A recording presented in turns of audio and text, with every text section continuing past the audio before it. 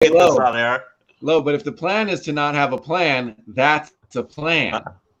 It's not the plan because our whole plan was not to have a plan, so we're not even having a plan. It's not the plan.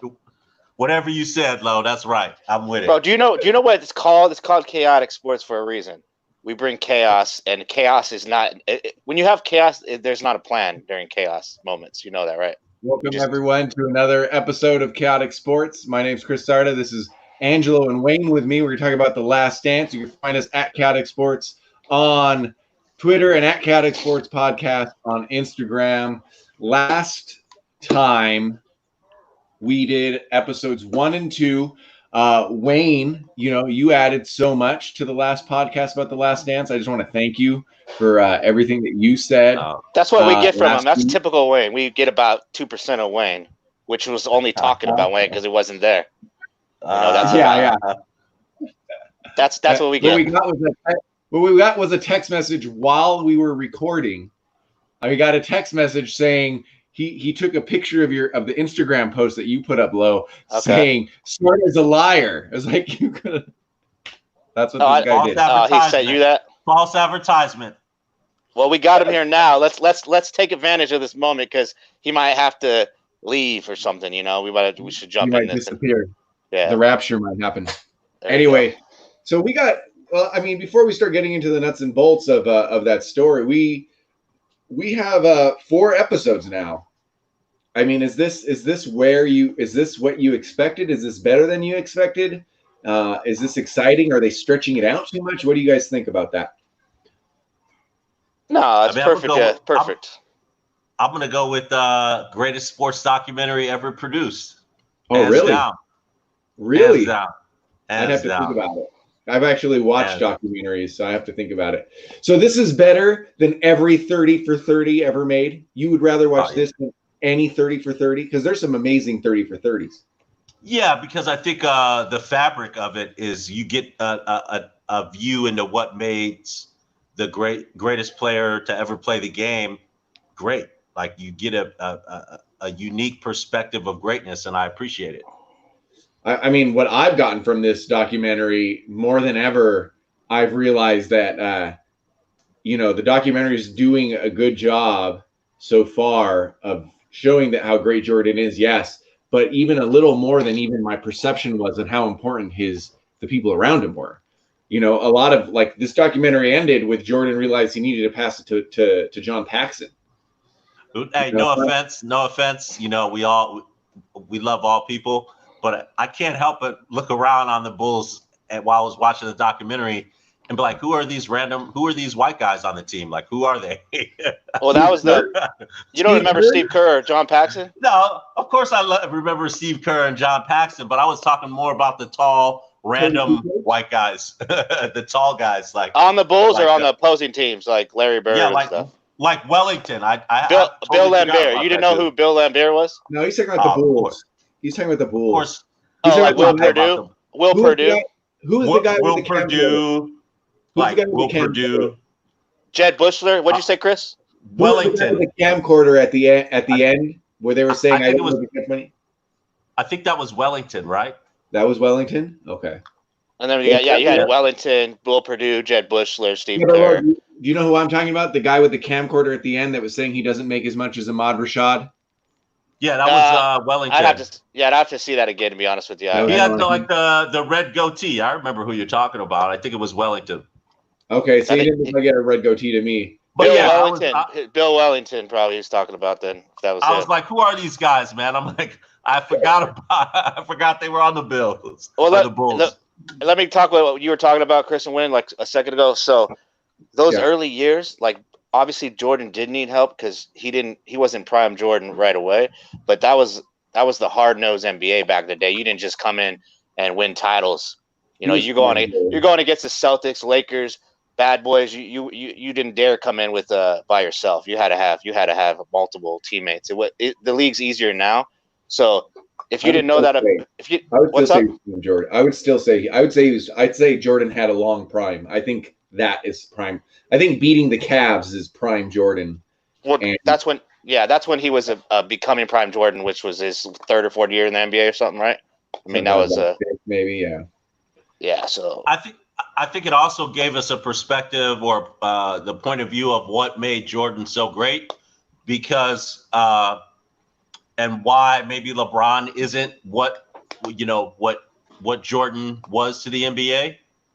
And the reason I say that is because It's big. if you look at it all throughout the infancy of Jordan's career, he had to do it on his own. So all up until that point, it was like, I'm doing it myself. I'm doing it myself. I'm doing it myself. And then I like how the documentary showed us that transition when they finally got over the hump and won their first championship. Like, hey, Phil Jackson's like, hey, all you got to do, pass the ball to Paxson. He's got the open shot. So up until then, his mindset was, I got to do it myself. I got to take the last shot. I got to do everything. And then, hey, pass it to this guy. He can help you out. LeBron has always played that team chemistry, team ball. So that's why that killer instinct is something that he may lack. Yeah, but so I agree with what you said, except for the beginning of LeBron's career was still a lot like Jordan's. Like he was trying to handle stuff on his own, and he was alone, Well, you got to learn how to trust your teammates, and that happens in every sport. Like you got to learn it before you know it. Nobody trusts their teammates. They want to do everything on their own. When you're playing a team sport, you got to trust your teammates, or you're not going to go far. Yeah, don't be disrespecting Ilgauskas either. Hey, Ilgauskas. Dylan's comics right here. There, some of the comic guys are popping on. Oh, Comics with Bueller came on. Nice. Some of these guys are popping on. That's cool with them. Hey, I want to comment. Dylan right here is from Cleveland, dude. Oh, okay. That's what's there up. We go. We got more comic fans showing up than sports fans on these chats. Hey, bro, we roll comics too, so you know how we do it. Yeah, that's just because your comic friends don't realize yet you don't know anything about sports. Like the level of knowledge, comics versus sports is all. There's a huge discrepancy. Listen. If I'm on Jeopardy and the two categories are Wolverine and the Dodgers. Well, I'm good, dude. You know what I mean? I'll get enough from either one that I'll be good. Well, you want your daily double, you'd probably take your daily double would probably be Wolverine, right? Daily, I don't know. And I don't what's the question? If it's the Packers, I'm gonna obviously choose the Packers. If it's the Wolverines, the college team, I don't know shit about that. You know what I mean? Hey, speaking of Packers, Speaking of Packers, did you like how that documentary right before the plane scene that you were just describing? Yeah. Showed they showed us the Super Bowl score, Packers versus the Broncos, how they lost to Terrell Davis with the salute. Are we talking about the Packers or are we talking about the Last Dance? I'm glad Phil Jackson bet on the Packers, though. Phil Jackson was about the Packers there. Yeah, we talking about the Last Dance here, or we talking about the Packers? We're talking about the Last Dance. What's Just a Rican on his comics here too. This guy's a big he's a Philly guy. He lives in Florida now, but he's a big Philly guy. He's in love with Bryce Harper. Nice. Hey, I got something on the first episode if we want to jump into this. Huh? I got something on the first episode I enjoyed with our boy Doug Collins. You mean the third episode? First episode of the night.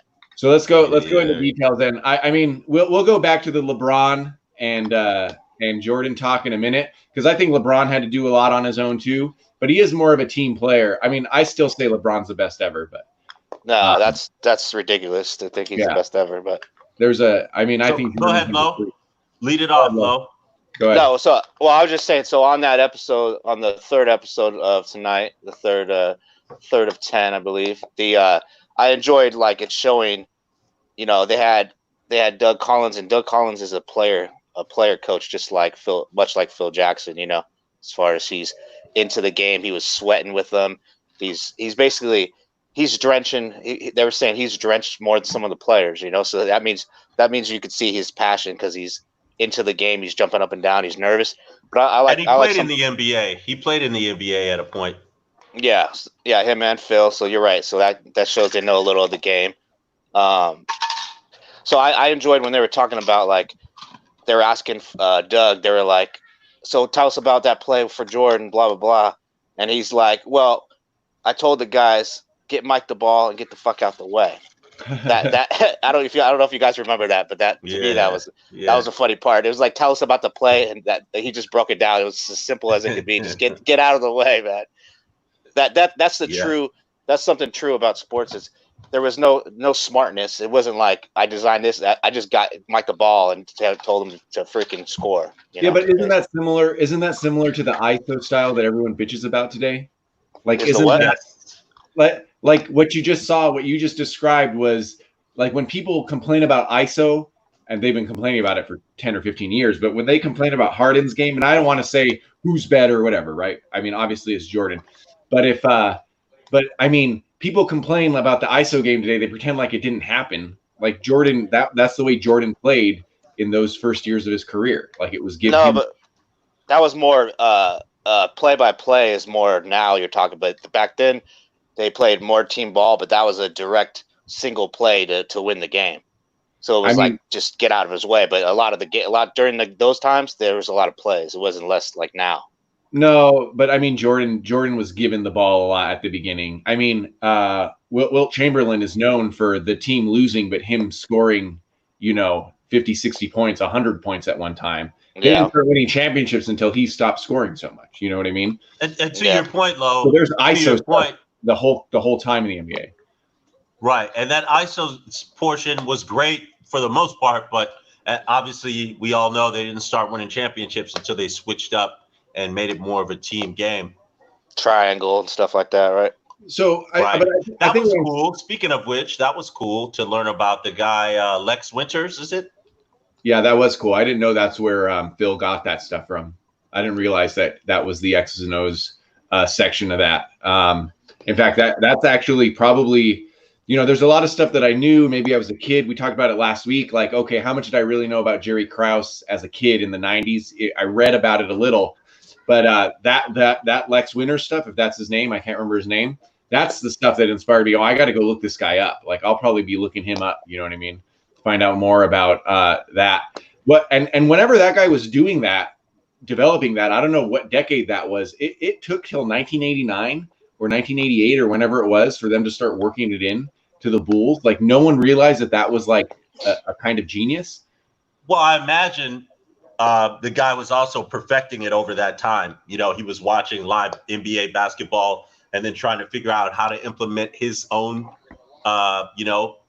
game plan and his own scheme. And I think it took until that time maybe for him to possibly evolve it to where it would be successful. Oh, so my understanding was Phil knew about the guy from way earlier. Like Phil was studying the guy. I didn't realize that it was concurrent. Right. What I got from it was that, and that's probably what made Phil Jackson the head coach of the Bulls, is because I think Jerry Krause kind of coveted that guy's basketball mind, so to speak. And at that point, he saw Phil Jackson taking a liking and understanding and wanting to learn from this guy, Lex Winter. And he said, hey, I'm going to just let this kind of thing flourish. And by the time he thought it was ready, he was ready. He went ahead and, made him the head coach of the Bulls. Doesn't that sound like a comic name, like a nemesis name, Lex Winter? That sounds like Lex Luthor, right? I know. I'm just saying, maybe that's what it is. It's like Lex Winter. It also sounds like the wrestler that body. That's what it is. Wrestler. That's what it sounds like. Both of them. I want to say do you think we'll hear Michael Jordan give Jerry Krause his due? Because I hear a lot of people saying, "Listen, Jerry Krause was an asshole. He did good, but he didn't get out of his way." I think Bob Costas said that, or someone said that. But do you think Jordan will give him his due? Because what we're learning here is Jerry Krause had a big problem that last year with Phil Jackson, but I haven't really seen Jordan go, "Hey, it's Jerry Krause, built the team around me." No, I don't know if he's going to say about that. He doesn't like that guy. Pretty annoyed with him, right? Yeah. I think, by the way, the name is Tex, like Texas, but no AS on the end. Tex Winter. Tex Winter, okay. And, I think I'm going to go with the Bill Belichick adage, it's good coaches, it's good to have good coaching, but, the players are the ones that implement it all. So, I mean, maybe he, as the GM, he kind of implemented it. I mean, talk about a power move, man. Him going and getting Dennis Rodman. I mean, I think Dennis Rodman was at some point kind of just kicked to the curb after he won those, which was cool to me, by the way, is to see that Dennis Rodman was a champion before he got to the Bulls. You know, if you didn't really follow NBA that well or wasn't a fan of the Bulls before, you wouldn't understand that Dennis Rodman had his own championships before he joined the Bulls. And where he came into his own was as a Spur too. For some reason people have forgotten that, but I mean I know you and I know the three of us haven't. But it seems that's like when he became Rodman with the flashiness and stuff like that. Yeah, that is where you associate where you start getting flashy. So I think basically him hooking up with Madonna is really what gave him, help him find himself. I guess Madonna told him, "Hey, be yourself," because it seemed like he was kind of on the verge of maybe suicide or maybe going awry, and you meet a good woman like he did, and she changed his life. So I got a personal story about Rodman. I one of the many books I stole. I was the kid that stole books from like the bookstore. What? Dude, that's horrible. What? That's horrible, man. I didn't steal beer. I didn't steal beer. I didn't steal that shit. I would go to the bookstore and steal books. Yo, dude, like you would steal from the library or like Barnes and Noble? No, well, there were no Barnes and Noble. I feel bad about it now. It was like a local bookstore because it was a small town. That's even worse, dude. You stole from a small business. Yeah. Oh yeah. Man. I was like 14 or 15. But one of the books I stole was Dennis Rodman's book. I think I still have it here somewhere. Oh, you should have been prepared to show the book. Say, let me open the book up. There's a name. Send those people $100, $200. Hey, I like the way you think, Lo. I like the way you think. Send that little small business some money. But I read his book, and that's his book where he really came out and outright admitted and told the whole story. And it was like it was a pretty tense part of the book. You know what I mean? And what did you get from it? What did he say? I mean, he was just, it was just really honest. And I'm sure you could like find that at a library or something now because the book's from the 90s. You know what I mean? But he's just like brutally honest, and he's explaining like his depression and stuff. And then he's talking about like I think if I remember correctly, the drugs he was on in the truck, and then just talking about how he was going to do it. He was just waiting to like build up the courage, and then he fell asleep. Now that was a 30 for 30, by the way. If you guys didn't see that before, I already saw that. Oh, I didn't see it on the 30 for 30, But I'll tell you this too. I'll tell you this too. You two will never admit it, but reading that book is the reason I'm good at basketball. Like I realized that I started just chasing rebounds. I started chasing rebounds. I'm better than First of all, who said you were good? Who said you were good at basketball? Let's be honest. Hey, if you're trying to perfect YouTube Live, we'll do a YouTube Live basketball session. I already told you that years ago. We'll put it on for everybody to see. You guys couldn't even. Anyway, I believe that, Chris. I believe it though. As far as that, I mean, me watching Rodman, that was so much fun because his passion. I liked all the craziness, but I like that he jumped and dived for the ball. I like that he put his heart on the court. When you see me doing that, when you see me like running into the trash cans and running off, that was all. Well, I play like that naturally, but I believe you with the book. I believe. And then when I read that book, and then chasing rebounds, like being a little bit taller and worrying about chasing rebounds, what did that do? That put the ball on my hands more, right? And then with the ball in your hands more, you'll just naturally get used to having it, right? But like that was the book. He goes, listen, I just chase rebounds. That's what I do. You know what I mean? But then I started being able to score and stuff. I never became a shooter, but I started being able to score and drive and make people like Wayne go, how does he always get to the basket? You know, Wayne cry about that. What? How does he always get to the basket? Or Wayne's crying about you always getting the rebound. It's because he's trying harder than you, Wayne. I mean, it's pretty simple logic. Yo, I'm still tripping out about the fact that he was like, I'm tripping about how is this guy like, I read the Dennis Rodman book and it made me good at basketball. You're not good at basketball. No, but he does hustle. Am I the best out of the three of you? Hell no. I don't think so. But anyway, he's basically saying shoplifting got him to the promised land of the middle school courts. I feel so disrespected because I feel so disrespected because he's like, yeah, it got me to my level of basketball play. He's like, but I can't shoot. But then right after that statement, he's like, I'm better than you guys. What? I'm better than you guys. Hey, you can't Angela, shoot. let me explain. Angela, let me That's explain the something to you. objective of basketball. I play just shooting. as hard. I play just as hard as you, but I could shoot. So I mean, Well, I don't let want to me hear that explain crap. something to you. Let me explain something to you about Wayne. And you've already seen Wayne play, so this is no surprise I to mean, you. me and you are both better than Wayne. We know that. Yeah, yeah. We know Well, that let for me a fact. After you're done, let's get back on when we would go play basketball after our stock picking finance class. So this isn't even necessarily people that play basketball all the time. Wayne is like 5th pick. Well, he would fall every 2 minutes. He falls too much. First of all, I would be mad. I would be mad that you would get to the basket because I'm like, this guy sucks. Why is somebody else that's guarding him? Why? Because he's white. Because he's white. Because he's white. You didn't know him that good. And you're like, this guy's white. No, the guy just is not good at basketball. Like You're out of your mind. No, but at least Chris doesn't. At least Chris can stand upright. Like you know what I'm saying? I'll give him. He hustles. That's what happens. He doesn't fall. And he doesn't fall. Those. Hey, other than that, your basketball skills are non-existent. Let's go back to talking about The Last Dance. Let me give another example of Wayne. Let me give another Wayne story. Wayne will like inbound the ball, and he'll be talking to the guy that is covering him. He'll be talking to him, and then he loses him backdoor. Everyone's running around cutting. Eventually, like, you get tired because Wayne's having a fucking conversation with the guy that's covering him, and then everyone dribbling the ball. Stops. Wayne looks up. And he goes, "Why aren't you guys moving?" It's like, fuck this guy. Okay, I gotta add something now. If we're gonna add stories about Wayne,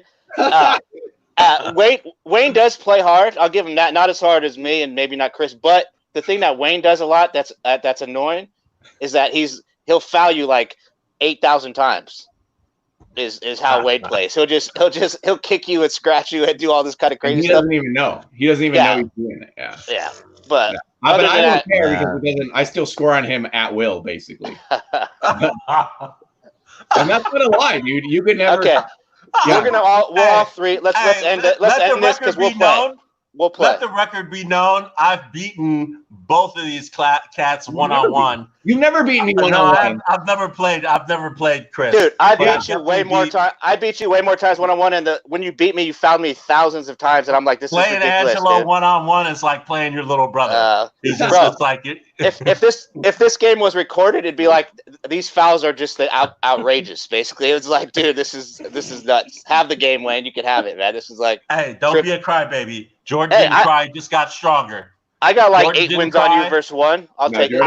Jordan cried a lot. Jordan cried for 2 years and then goes, I should get stronger. He cried. Yeah, which is a great idea. Muscle up, Lo. Muscle up. Get your game up. Bro, I got like 8 wins versus you versus 1 loss. So, I mean, I'm fine. No, you don't. We haven't even played.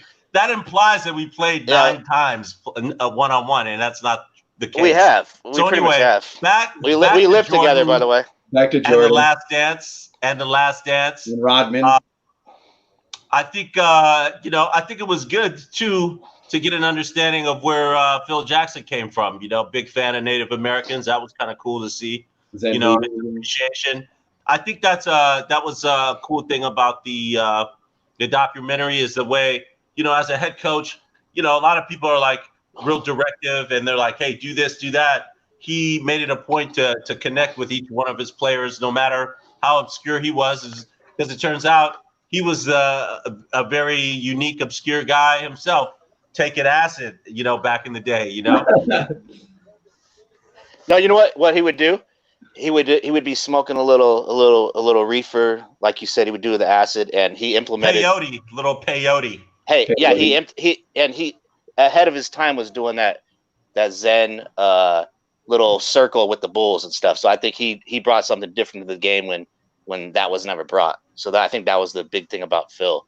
The players kind of respected that what Phil was bringing, something different, Yeah. So that's what I said. Essentially, he made it a collective, a method to reach out and connect with everybody, make everyone feel part of the team. Exactly. I mean, I think Doug Collins did that too. Phil Collins does that too with his music. Doug Collins, I think Doug Collins did that too, as far as like making everybody feel good and players coach. But Phil just did a little one up to him and brought some acid and zen into the world. Yo, what I really want to know is if we play basketball tomorrow, do you guys think you'll beat me 1-on-1? Dude, you haven't learned anything, man. You got a LeBron shirt on, but you know what I'm saying? That doesn't make you good at basketball. So I have two answers. One, my game isn't to play 1-on-1, but two, yes, I'll beat you 1-on-1. And let's not go there. You got to play there. Other than that, don't go there. Yeah. Either put up a show. You guys play. You guys can make fun, but you guys know this is hilarious, dude. Hey, this is some funny ass shit. I'm just saying. Like neither one. I mean, 1-on-1 is not my game either. I mean, I like to play. Everyone that knows you, Wayne. Your only hope is that people come and they look at this stream and they go, "Oh, the black guy, he's black. Hey, the darkest guy must be better." Hey, everyone that knows you knows that you're not. Wait, show me a basketball. Show me a basketball. You got 30 seconds. You got 30 seconds. You got a basketball. You can have all the basketballs you want. When was the last time you played basketball? Recently. I shot outside. I shot basketball outside like 10 hours ago. Even more embarrassing for you when I beat you. Baseball too. When was like 10 hours ago. Man. Like 10 hours ago. I ain't even gonna go there. 10 hours ago. You asked the last time I played basketball. I was like 10 hours ago. I mean, what next question? Hey, Wayne's saying he's in shape. He probably is in shape, but I mean, he is asking me last time I played, and the last time I played is like 10 hours ago. What I'm saying is, I was playing recently with hoopers, you know what I'm saying? Because I hoop. You know, that's what I do. Okay, I don't hoop. But I was playing basketball like 10 hours ago. Anyway, let's stop this. Exactly. At least I got you to admit it. You're not a hooper. I wasn't hooping. Carry on. Bring these guys on. If we brought these guys that Wayne's playing with, they'd be like, "Yeah, he hustles." yeah. Let's get an interview, dude. That's what they would say. There you go. Yeah. He hustles. Hey, he's there. To be honest though, I was playing. Man, these cats was fast. I'm like, man. Yeah, dude. A year ago, right? I went to play at like this high school. Man, these little kids, I was like, man, they was running circles around me. But then I did play with older cats in this league, just not a league, but we meet up and play. And of course, I make a couple of shots here and there, and hustle, talk a little smack, because that's what I do. And then I back it up. You know what I'm saying? But this one time, this cat who was short, we gotta get off of this subject, bro. Hey, no, this cat that was short but very fast. I went for the layup and he blocked my shit. I was like, man, it's like, oh, gee. I just knew that's where you was going with the ball. I was like, hey, all right, hey, all good. You are predictable. I blocked you a bunch of times because you're predictable going up. You are pretty predictable, Wayne. I wish I could block this conversation of Wayne's basketball. Let's talk. You fools brought it up. You fools brought it up. Hey, Wayne, change the subject back to the last game. I know, dude. I don't want to talk about this. To basketball. He's all, I don't want to talk about this anymore. Because you know I should have. You went back to basketball. Because this is infuriating me right now. I wish I could come over to your house with a basketball. Bro, you'll get your chance. Train for another year. Come back to Vegas, and you'll get your chance. I'll come to your house right now, basketball. I throw the ball in your chest and say, check up. That's how I'll do it. Check up. You're talking more crap because you moved to Cleveland. Ball up top. You're talking crap because you moved to Cleveland. You moved away from us. It's on. Remember how bad you two were as a team? Remember how terrible you two were as a team against me and Tyler? That was a bad. No, we could have found some success. I remember me and Chris's brother waxing him. So I mean, only problem is Angelo is what we didn't have success because Angelo wasn't as good as he thought he was. Come on. I'm never the guy that's the trouble on the squad. Basically, you are though. Hey, last dance, guys. So back to the last dance. Yeah. So I think it was kind of cool to see how the Bulls evolved, with the team and the players. They all kind of they ran into that wall with the Pistons, those 3 years or 2 years. Eventually they decided they need to make some changes, get stronger, that was a world champion. The Pistons are a world champion. You're going to have to make some adjustments probably, which they be did, more right? accountable. They were more accountable. Let's play the hypothetical game because all you fucking hear And number one, people act like every team was the Pistons. The Pistons were really the most like this. But all you ever hear is that, you're complaining about the game today. All you ever hear is that these players could never play with the Pistons, which to me is an obnoxious thing to say, thinking that these highly skilled players, Durant and Harden and LeBron and all these other guys, couldn't adjust to the game. Maybe the smaller ones would have trouble, but the bigger they might guys score less, but they could play. I mean, it's not like exactly. they can't play. Yeah. So my question is could the Pistons, couldn't that team, all those players, as good as they were playing that style, they couldn't play in today's NBA game. You know what I mean? Today's NBA game requires athletic skill, high athletic skill. You cannot be pushing and knocking people down today. You can't. Every time a guy jumps up, you can't put your fucking arms on his shoulders. Today, Right. I think there's a place for it in the NBA. Well, you can say it. You can say it both ways. Then, if you're going to say Everybody it like that, has their role. I mean, that's just a different role. You can still do that. You got to be physical. But what I say is greatness transcends any era. So I think any great player, if they're deemed great in our era, would have been great in that era. Any great player in that era would have been great in this era. So Bill Laimbeer would be the Bill Laimbeer of 1987 in today's NBA. yeah, because he would be playing hard. He would have been Birdman. How long did Birdman really last? He was better than Birdman though. I mean, that's hard to say. Also, I think that they're different players. They might. Mikal back in the day now would have been a beast too. Mikal, it's not like these hard-nosed guys, but if you put like Durant back in the day playing against the Pistons, he could score for sure, but he also might break his leg or be hurt because they'd be pounding him. Put a little skinny player like that playing against the bad boys. He would adjust, but he would also probably get injured and be out for a lot of games. I mean, he got injured in basketball. I know he gets injured now. So I mean, what do you think would happen back in the day? You know what else though? I mean, I know he'd probably be great. He probably would be great, but I think part of his weakness to me is I don't see him as a mentally tough individual. He's great. I agree. And he's good with his skill set. But if you were to put him back in that era, like put him in Jordan's position, that you put Kevin Durant in Jordan's place and take Jordan out of it, I don't think he excels. I don't think he had what it took inside him to excel if he was in Jordan's shoes back. Well, I would say that about LeBron possibly too. LeBron's powerful. LeBron could body up back in the day, but can he mental up?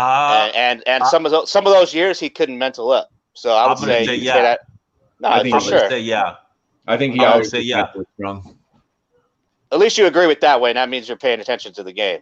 Yeah, you can body up mentally. When was LeBron? I disagree with you, Lo. I mean, he had some mental years that even in these times when he was losing or he's not in the finals or he's the Dallas Mavericks from getting to his head. Those mental breakdowns were more about he didn't have that killer instinct to make the shot back in the day. Yeah, but overall, the genetic makeup and the mindset that LeBron has to be successful and play for as long as he has, to me, I think that he would have the mental fortitude to find a way to succeed back in that day. Because if you look at the Last Dance, what drove Jordan, which was kind of cool at the end where he cried when he had the trophy. A lot of us remember the shot or whatever else about Jordan. Card. Right. But his teammates were like, hey, we never saw that guy with that much emotion because he put so much into it to get to this championship. Out. Right. Yeah. He let it all out. And I just think that LeBron at some point would have been driven to that point as well if he was in Jordan's shoes to find success. I think the other thing with LeBron too, and this is more structural, is that Jordan's Jordan. He's a guard. I'd even be pressed to see him play as a small forward. What happens with LeBron, especially if he has people around him, LeBron can make adjustments a little bit better. Like if he needs to start playing the big man, and if that's going to help the team, LeBron's a lot easier to go, okay, you're going to play more like a power forward. Of course, we've seen him be a point guard. He's almost a point guard on the Lakers right now, right? So I think there's also a structural thing with LeBron, which is why when someone says heart and will to win and stuff, then okay, Kobe and Jordan for sure. You know what I mean? When I make the argument, I really didn't want these Last Dance podcasts to go over to LeBron because we could talk about LeBron a lot. But when I make the argument that LeBron's the best, and that Magic Johnson's the second best. When I make that argument, it's because I can do so much with them if I were a coach. They're the two most versatile players in the history of the NBA. You know what I mean? Arguably, you can play them at any position. You know, Magic maybe not. I feel like Scotty was very versatile too. But Scotty was too. So I'll throw Scotty in there in the mix. You know, maybe not at the 2 level of Magic and LeBron, but in the mix for sure. And that's my argument. Now, if it's just burning desire to win, you know what I mean? Then who's, you know, then it's Jordan or Kobe. Those are the 2 best players in ever. You know what I mean? Burning desire to win and practice, and athletes that work hard and burning desire to win, then Mayweather's in there too. You know what I mean? So it's a different mindset. Well, it's like burning desire, but don't discredit Kobe Bryant's athletic ability and his scoring. Just like Jordan's, like, not only did he have desire, they're way better at scoring and balling than LeBron. That part too. You know what I mean? Yeah. So you have to add that, but overall versatility. What's balling? It was their work ethic though too. A lot of people have talent. Everybody's got talent, but it's all about who works hard to perfect that talent and make that talent great. And speaking of that, let me jump in. When we talked about this last podcast about how we were talking about Aaron Rodgers. I know we keep jumping around here, but it's cool. we were talking about players that not to say Aaron Rodgers doesn't always have the passion, but we were just talking about that, the passion and not bringing it every game. They were talking about this in this Last Dance episode about Rodman. He's that perfect example. If you guys remember, they brought it up. They're like, Jordan was talking about Rodman. He would take games off. He was drinking a beer walking out of the stadium, if you guys remember that. Yeah. And he was talking about how Rodman would take off games, which is exactly what Rodman would do. Then he'd come back and be the second best player on the court the next time. You know, so certain players, it's that every game, it's hard to get them every game, as far as their 100%. I would say Tyson Fury's might be like that across his career. You know what I mean? Comes in a different mindset. Now he seems to be on, like, okay, when Rodman's on too, he was one of the best players on the court. Yeah. And Tyson Fury, the boxer's a little bit like that too, where he's been, off, or once he beat Klitschko, he disappeared for a while and was depressed. Yeah. Because we were talking about that last podcast, is about how players, that's how it is in the world. You're not always on. Yeah. So, but we know Rodman's a special case. This is going into a little bit of last week's episode, but they talked about it this week too. What about Pippen? Because Pippen did and I know you're a big Pippen defender, Angelo, and it's well worth it. Pippen did the opposite of what Kobe and Jordan would do. Like, I mean, Pippen sat out, and chose not to get a surgery and made some decisions that made that season a little bit iffy. So what's your Pippen's mindset? That maybe would Pippen have been better if he was a little bit more competitive? Well, I mean, when the lights were on, he still made it happen. They still won that championship that year after he came back, after he sat out, right? So even though he sat out, he still brought it. He brought it at the end, and they won. I mean, you could have said maybe don't get the surgery, but he sat out. But when it came down to it at the very end, Pippen still brought it. I think he was just selfish, when you feel like you're being treated unfairly, and I think obviously that was his perspective, where he wanted a negotiated or new contract and he just felt unappreciated. He just said, hey, you know what, I'm going to do what I want to do, and he was selfish about it. He said I think in the second episode that he wanted to enjoy his summer. He's like, you know what, it's not like I'm not committed, but I didn't want to get a surgery and have to work hard and come back to the season where they're not valuing me if I'm being underpaid. A lot of people don't want to work if they're being underpaid. I mean, it's just the reality of life, So he said, hey, I'm going to have fun, then go back to the season. Nothing will be lost. And then you'll see more of my importance and my value. And I kind of get it. If he could go back, maybe he would change it, but you can't go back, I don't know if they asked him that. Maybe he might ask him. Still won a championship. Yeah. Hey, who knows what he did that summer? Maybe, maybe. You're right, though. He wouldn't go back. They still won. So that'd be stupid to go back. Maybe Rodman hooked him up with one of Carmel Electra's friends. You know what I'm saying? Maybe that was his whole summer. Who knows? Was that the year? Oh, yeah, that was the year. So how do you I'll tell you this, like, one of the things that made me want to watch this, and I'll tell you, she was hot, right? She's still hot. I'll take Rodman's sloppy seconds. Yeah. Oh, dude, don't go there, man. Wayne will wait outside the hotel room and walk in right after, like literally sloppy joke. Wayne's female game is a lot like his basketball game. It's sloppy. It's sloppy seconds, you know. It involves him slipping and falling on the floor a lot. It does. Let Chris talk for a second here, man. I don't remember what I was saying, dude. I don't remember what I was saying. Oh, shit. What the fuck? We were talking about Pippen. We were talking about would he go back or not, and then you started talking. But this is what happens. I don't know. We started talking about Carmen Electra. Oh, I know. I remember what I was gonna say. So, one of the things that was a selling point of this, and you know, it's only 4 episodes in, is all the unseen footage, you know. And to be honest, I see a lot of the footage that I can probably guess is the unseen footage, but so far that's like inconsequential to me, you know. Like, okay, you're showing me some footage of, you know, Phil writing on the chalkboard the triangle offense. That's cool to see it. Don't get me wrong, but the unseen footage hasn't really like excited me yet. Not yet, but you're still into it, waiting for it. Yeah, maybe. I mean, maybe the last 2 episodes are going to be super focused on the last season, you know. But the other thing too is that this documentary, I think, is built. This is a good thing or a bad thing. It's a good thing for us, but this documentary is a little bit built for, I think, people who already mostly knew the story. Because I could see when I was watching, I go, if my wife wasn't watching it with me, but when I was watching, I could see Gosha being, you know, because part of this episode, Dennis Rodman was a friend, and then part of the episode, he was an enemy, right? They were jumping between the Pistons series, and they were jumping between, like, unless you knew what you were watching, you know, the documentary was a little bit more. They did time leap. I noticed that. They did time leap a little bit.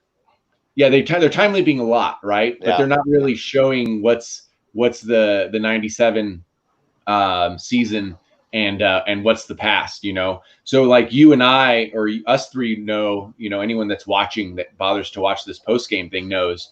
But the first thing I could think of is like, oh, Gosha would ask, why is Rodman on their team or not? You know what I mean? Should be like, is he on the blue team or the red team? Like I don't know what's going on. Well, honey, one is 1989 and one is 1997, and then the interviews are from 2020. You know what I mean? So, and be like, is he a girl or a guy? I just saw him. Like, is that a female in a dress? Or what's going on here? She wouldn't know that either. She didn't know who Dennis Rodman was. What do you guys think though of the unseen footage, the footage that's been in the safe for 25 years or whatever? I mean, does it matter, or is this really just us reliving the story of one of the greatest athletes in the history of the world? I feel like a lot of the footage that's been unseen is Jordan pulling up to camp or the facilities in a cool sports car and walking in the door. Yeah, or about that black Corvette holding a camcorder. You know, that was a 1998 black Corvette, by the way. Oh, nice. I was talking about the Ferrari. I was talking about the Ferrari and the white Porsche. That Porsche was beautiful. I'm not a big Porsche man, but that all white Porsche was nice. I was thinking you were talking about that Corvette last from episode 2 maybe or something. Last week, yeah.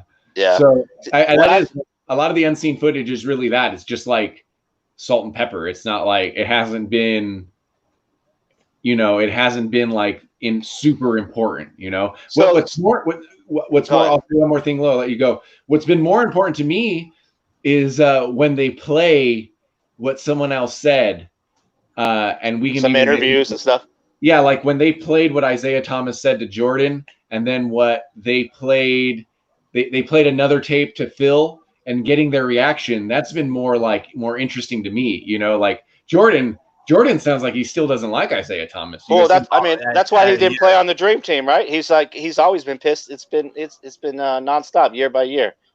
I think it's just they each had a different perspective of the purity of the game. Jordan's like, I don't care what you show me. I don't want to see it. I don't believe what he said. It's gonna be time to think about it. No, I had a different perspective when he did see that, and I still want to go back to some other point. But I think my perspective. Go ahead, Wade. Well, I was thinking that I thought it was cool that he's kept his same feelings, and then as Isaiah Thomas said, he's like, hey, that's just not how it was done. You know, once you reached the threshold and you went through that door, you know, the path of what is it when you finally come to pass or whatever. Least resistance. I don't know.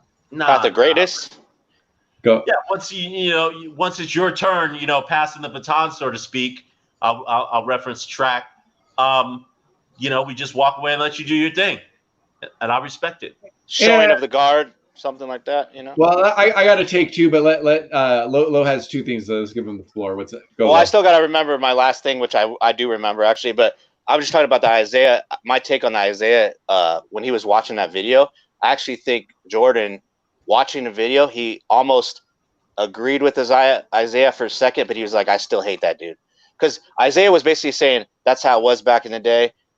We weren't friends. We were fighting, and you beat us, and we walked off the court. And I feel like I saw Jordan kind of like looking like, okay, you're kind of right, but I still hate you.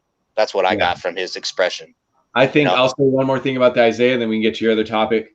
I think sometimes it's to brand. You know what I mean? So, I mean, you see fighters sometimes. Most of the time, 99% of teams and attitudes, you should shake hands or you should hug at the end of an MMA fight or a boxing fight, at the end of a championship. You know what I mean? But some teams are to brand. You know what I mean? Like when Ronda Rousey didn't grab Miesha Tate's hand. The Pistons, that was who they were. Fuck off, guys. That's just who they were. As part of the mind game. They wanted to come back the next year. I think I agree with you there, Chris, for sure. Because it's like, hey, we're the bad boys. Hey, you beat us, fuck you. I like that. But at the same time, though, Jordan's whole perspective was like, hey, when you won and you beat me, I shook your hand with respect. I didn't just walk away. So I get that part of it too. Yeah. Lo, you remember what you were going to say? Yeah. So we were just talking about that clips that we haven't seen and stuff. Yeah. A lot of that other stuff, like that, a lot of that Rodman stuff, like I said, that was a 30 for 30. A lot of this stuff, a lot of the other stuff I do remember seeing, but it was only 30 minutes of it. It was only 22 minutes of it on a 30 for 30. So like a lot of these clips, it's like I feel like I have seen, but you either saw it live in the game, you saw a couple different 30 for 30s, and I'm seeing stuff I haven't seen. So it's still fun to watch, and they're putting it together in a different way for us. So yeah, it's still stuff we haven't seen, but a lot of it is we've seen it, but it's been a while, or we had we're seeing interviews like you said that are different, stuff like that. So, but the 30 for 30s are beautiful, so that's part of the. That's why I've seen some of this, but this is a different kind of 30 for 30. This is a 800 for 800, something like that. Yeah, the long one. What other? Look at Wade's face. Yeah, am I forgetting something? What other big highlights of the show did we miss? Because I want to talk about the Isaiah stuff for sure. I mean, for me, it's seeing Carmen Electra. Oh yeah. Let's get into the Carmen stuff. Not necessarily Carmen, but Angelo tweeted on the Chaotic Sports Twitter. He says as a kid he remembers Rodman was always in Vegas. What about that Vegas stuff? Like, and this goes into a little bit of Rodman as being a different kind of guy. Middle of the season, you let Rodman go and have a party in Vegas. I mean, they didn't really let him. He's like, I'm getting on this jet and gonna do a couple of lines, and I'll see you guys. Respect to the coach, Phil. I mean, that was a good move on his part. Like, hey, he let Rodman introduce the fact that he wanted to go on vacation to Jordan. He's like, look, you need to tell your teammate that you want to go on vacation, and I want you to see the reaction of how your teammate feels, and then you can go do your thing. He did it a lot longer. Jordan had a great line though. If anyone needs a vacation, I need a vacation. From all this, from the madness, huh? Yeah. No Pippen, Rodman, dealing with all this stuff. What coach said that about they were trying to like practice Rodman in practice and show him some stuff, and the other guy was like, just leave that animal alone. Just like what was that, a Pistons coach or a Bulls coach? Do you guys remember Daly. Chuck Daly. Daly that said it. So it was like one of the assistant coaches. How did he say it? What it was is one of the assistant coaches was trying to coach up young Rodman back in the Pistons, practices or whatever, and Chuck Daly's like, hey, just don't, you don't want to try to saddle a Colt, I guess, or whatever. No, put a saddle on a Mustang. Don't put a saddle on a Mustang. Which is so true. Some players, it's like just leave that one alone. He gets us 20 rebounds a game. Don't mess him up. Basically. I mean, if you think about it, Rodman at that time got him 15 points and 18 rebounds a game. Yeah, I was going to say that was before rebound nuts. That was before rebound crazy Rodman. And it was also kind of cool to hear a lot of people give Rodman his props as being like the best on-ball defender, like one-on-one wing defender. That was pretty cool. Yeah. Well, I mean, Rodman, great teams seem to always have a Rodman. The last few years, Golden State's had that. They always seem to need a guy that that can do all the things that aren't the spotlight stuff. Like you really need a super all-star that does everything but doesn't need the ball in his hand. Draymond's that guy, I think. But he needs a spotlight, though. That's not true about him, though. He wants the spotlight as far as his talking. Rodman. I mean, not the scoring spotlight. Rodman needs the spotlight too. Chris, who would you say that was on the Cavs 2016 championship team?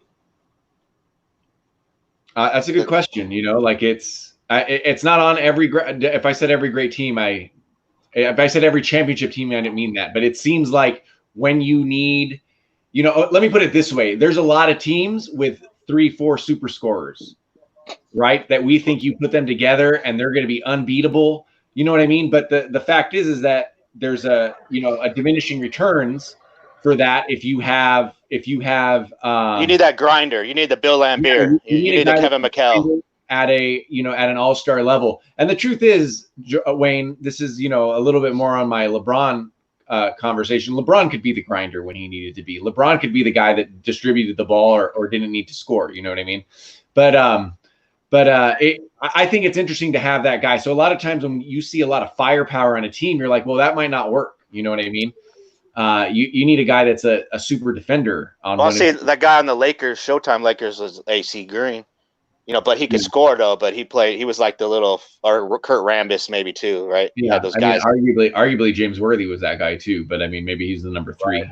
So on my same token, since you guys missed out on my take last week on the Last Dance, I really appreciated the dynamics and Jordan giving a lot of props to Pippen, saying, hey, without Pippen there'd be no me. And to be honest, as a Cavs fan, it really kind of hurt my feelings to see, because I felt like Kyrie Irving took away our Jordan Pippen with him and LeBron. I feel bad. I feel like we missed out on a lot of greatness because of that. Yeah, as a Cavs fan. Anyway, final thoughts. Let's wind this guy down. We're going to go just under an hour here. So final thoughts on The Last Dance. What would you like to see? We still got 6 more episodes. What else would you like to see in this mess? I want to see a couple of fights. You see the fights. The fights are happening. I want to see some more though. This is 90s basketball. We'll see some more.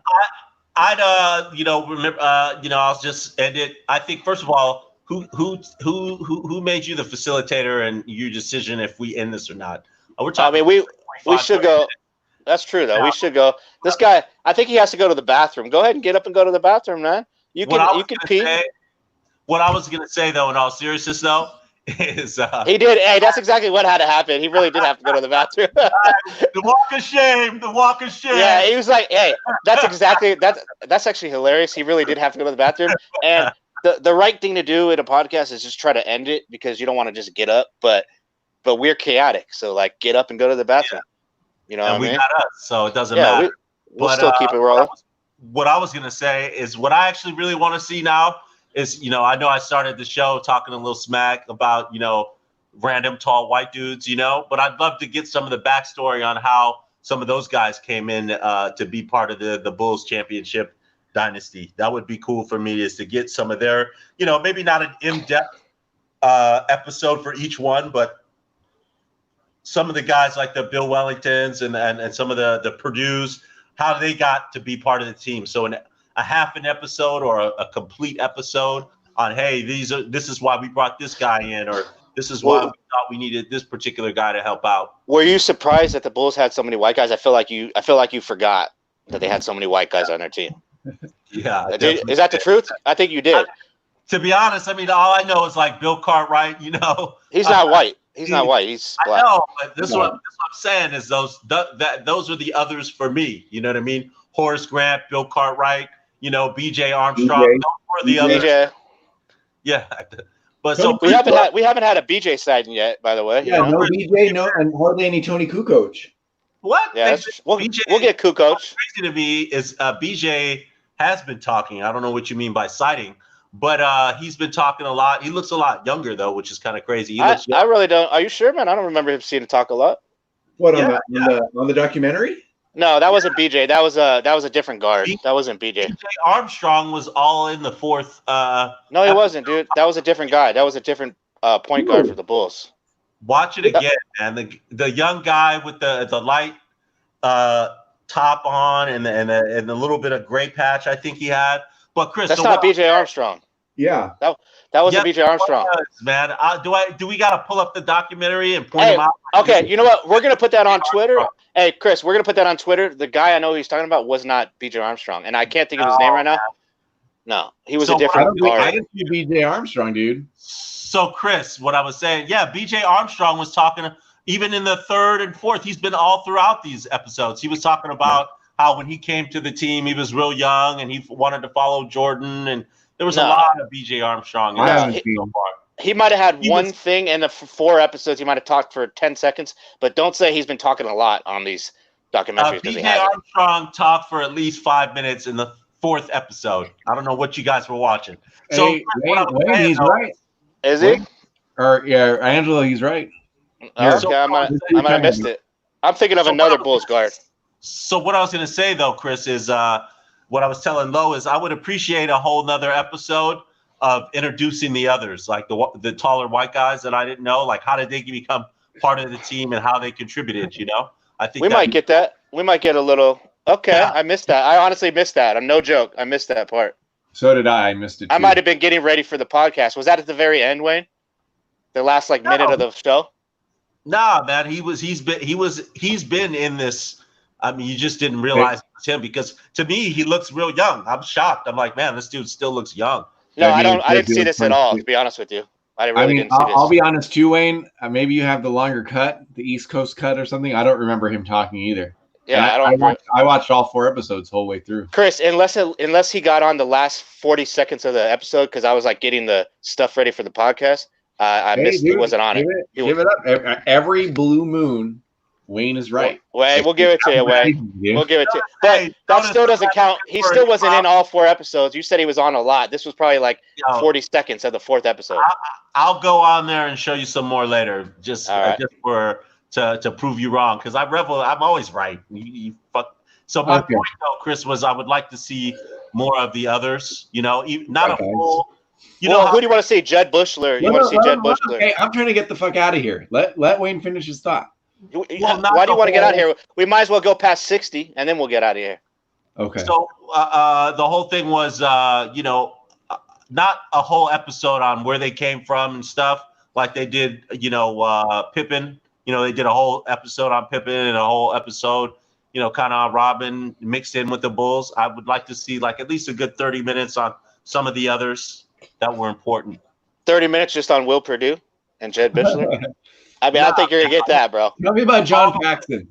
30 minutes on all the white guys. Yeah.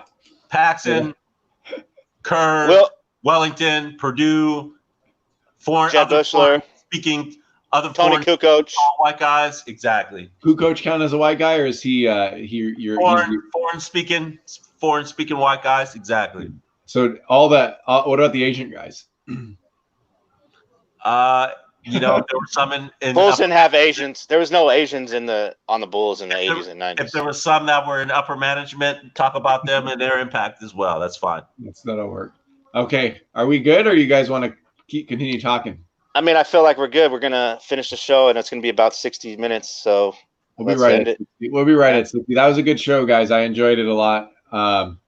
Everyone, thank you guys for watching. If you watched on the rewind, find us at Chaotic Sports on Twitter. Find Wayne at Never Do I Lose with a bunch of underscores. It's really tough to type. And also find us on Instagram. That Angela is controlling that now at Chaotic Sports Podcast. And thank you guys for watching. Let us know what you think in the comments.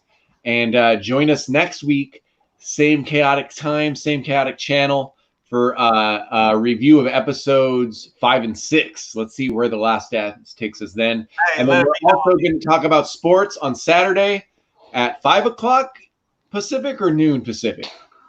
Hey, and neither one of these busters can beat me in basketball. 5 o'clock. 5 o'clock. Hey, you know when a guy's like he has to keep talking about something because he knows he ain't got it. That's Wayne. This guy ran to Cleveland. This guy ran to Cleveland and started talking shit.